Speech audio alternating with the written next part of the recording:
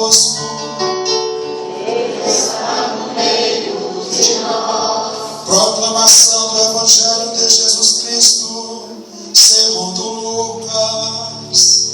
Glória a vós, Senhor. Estava chegando o tempo de Jesus ser levado para o céu. Então, ele tomou a firme decisão de partir para Jerusalém e enviou mensageiros à sua frente. Estes puseram-se a caminho e entraram num povoado de samaritanos para preparar hospedagem para Jesus. Mas os samaritanos não o receberam, pois Jesus dava a impressão de que ia a Jerusalém. Vendo isso, os discípulos Tiago e João disseram: Senhor, queres que mandemos descer fogo do céu para destruí-los?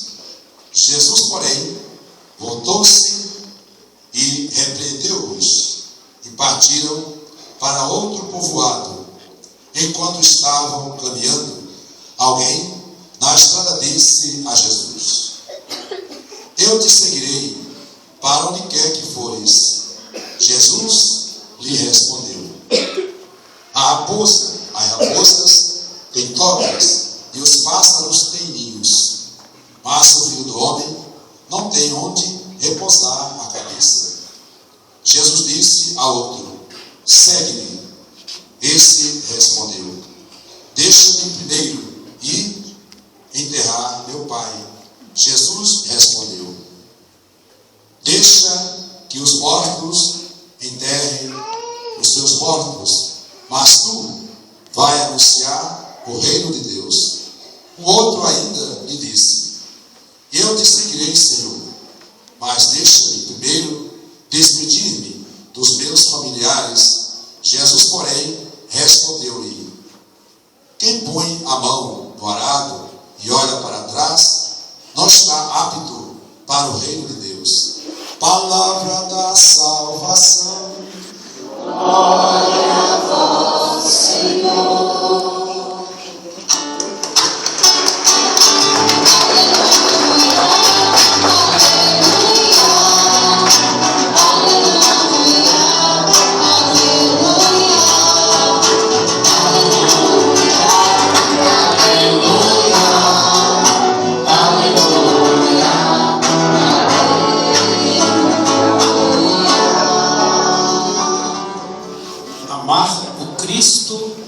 Comprometer-se com Ele, vamos dizer?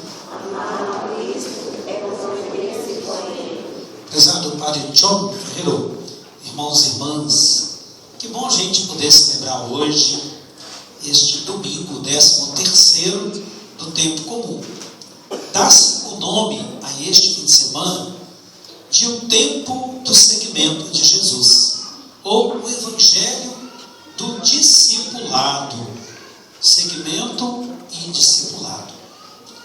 E o que nós podemos aprender dessas leituras que ouvimos? Leituras que nos ajudam a refletir sobre o chamado de Deus. Deus continua chamando todo mundo, as crianças, o jovem, chama o namorado, a namorada, o casal, a família, toda a comunidade. Todos somos chamados por Deus. E muitas vezes, talvez a gente dê desculpa para não seguir, ou talvez a gente não entenda, não compreenda o que Deus está querendo dizer para a gente naquele momento. Ele pode chamar em várias circunstâncias.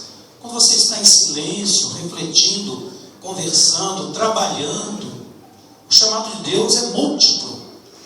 Ele pode acontecer de várias maneiras, em todas as circunstâncias. De repente é uma realidade que vocês vivem.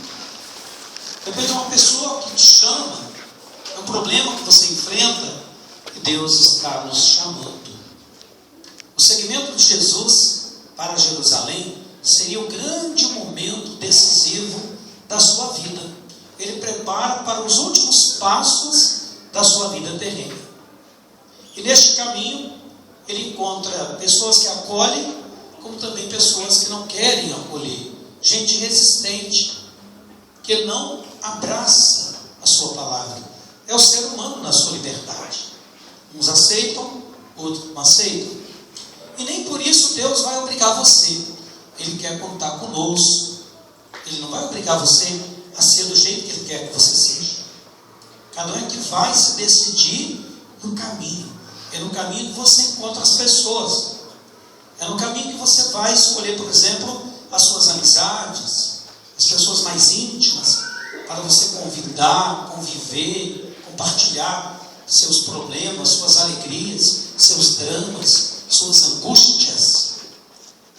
E nem por isso Deus vai, por exemplo, acabar com as pessoas, como os apóstolos queriam, aquela comunidade de samaritanos. Havia uma rivalidade entre os samaritanos, que eram do norte, e os judeus, que eram do sul.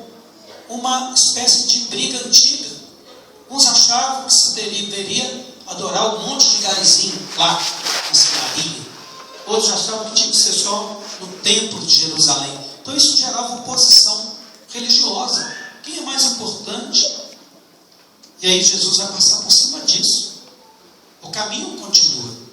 O caminho da cruz, o caminho da elevação, passa pelas discórdias, mas é um caminho que prossegue, um caminho que não se interrompe na estrada. Isso é muito bonito na história da gente.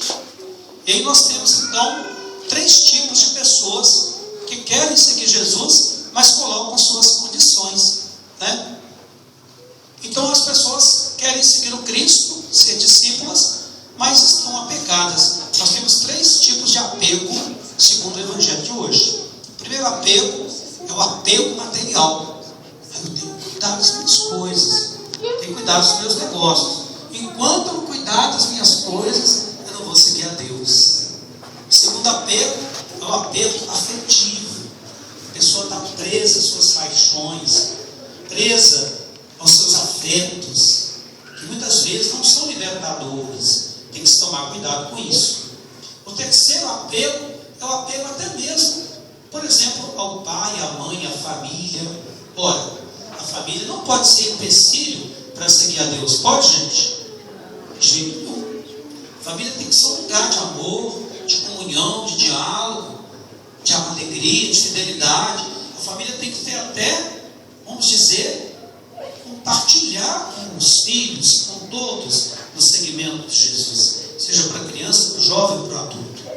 Então Jesus vai dizer: olha, quem põe a mão no arado e olha para trás não é digno de mim, porque está muito apegado, está preso às realidades do mundo. Não que ele queira que a gente despreze de forma alguma.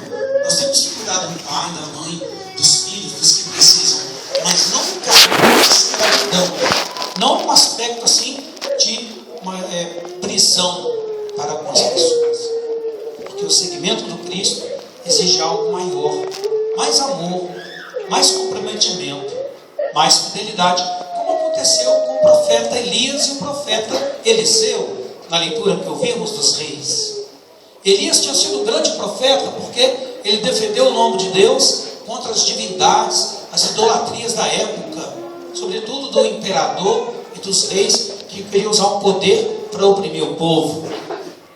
E muitas vezes queriam ser deuses, achando-se donos dos outros. Eliseu segue Elias. Vejam o exemplo de Eliseu. Ele partilha o que tem, até dá um beijo no pai e na mãe, no sentido de amor, para seguir o profeta e continuar a missão de Elias, lá no Antigo Testamento. E Paulo vai dizer da liberdade. A gente vai seguir Cristo na liberdade. É para a liberdade que Deus nos libertou, que Deus nos criou. Então nós temos aí o amar e o seguir. Essa é a nossa santidade. Amar e seguir a Deus. Eu não posso só amar e não seguir. O que se exige também desta reflexão, 2 aspectos. Por quê? Amar o Cristo e amar como Cristo. Amar como Cristo é a nossa identidade. Eu sou cristão, nós fomos batizados, Jesus é o centro da vida, então nós fazemos parte em comunhão com Ele. E amar como Ele é a gente amar o outro também. Na relação, por exemplo, de namorados, que estão desde ontem se encontrando, coisa bonita. Vocês nunca vão esquecer de ficar no fim de semana rezando, ouvindo palestras, refletindo. Este tempo do namoro. O namoro cristão é uma coisa bonita, porque o namoro cristão, ele também exige renúncia. Você não pode namorar uma pessoa e pensar na outra, trair aquela confiança. No namoro cristão também se exige fidelidade. Não é casamento ainda, tem que ser claro, não é casamento, mas também vai ficar.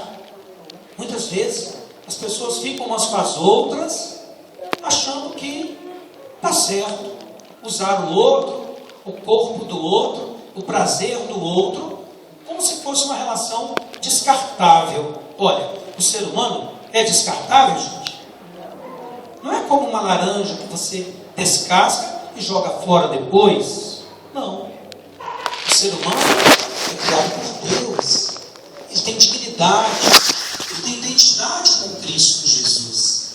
Então, o namoro cristão também ele é reflexo deste, vamos dizer, compromisso de fé, de fidelidade, de diálogo.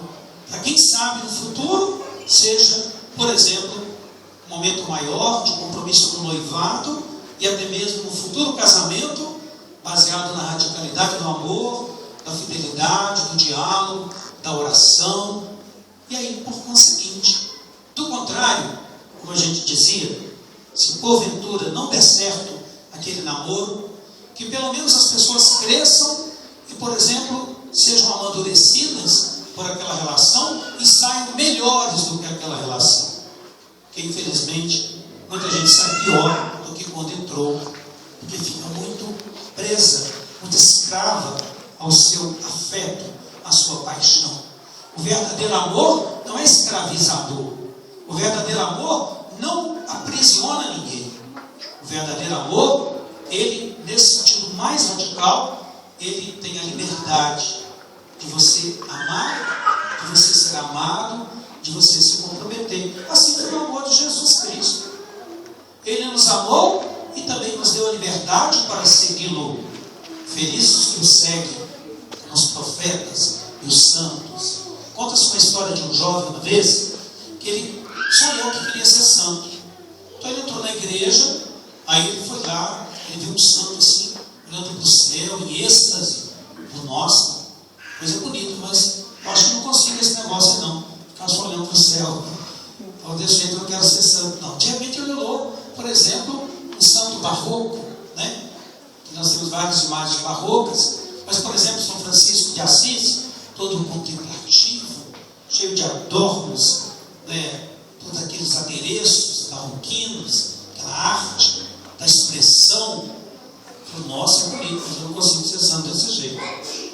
Aí ele olhou lá um outro santo todo quebrado na cruz e tal, um Cristo morto. Falou, nossa, ser santo, passar por cruz, quero ser santo, coisa nenhuma. Saiu da igreja, mas de repente, ele olhou no canto, tinha uma imagem de Nossa Senhora, né? Por exemplo, com o menino Jesus nos braços, o menino Jesus gordinho, fortinho. Ó, é desse jeito que eu quero ser santo. Um santo bem protegido, um santo que quer colo. Quem não quer colo, né, gente? Quem não quer proteção, quem não quer acolhimento, quem não quer, vamos dizer, essa amizade, essa alegria. Mas ser santo é muito mais do que isso. A santidade passa pela renúncia, a santidade passa pelo amor, a santidade passa pelo compromisso com Jesus Cristo.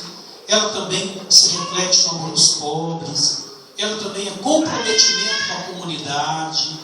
Então nós estamos aqui hoje buscando o sentido da palavra de Deus para as nossas vidas, que através desta palavra nós também possamos sentir até que ponto eu estou ouvindo e seguindo o chamado de Deus neste mundo.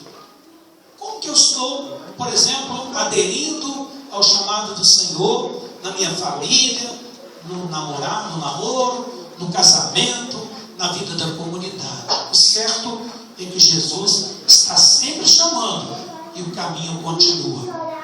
É no caminho do Calvário que não para no Calvário. O caminho continua e se descortina na ressurreição, na vida nova. Se pensa que se acabou tudo na cruz, não é por aí.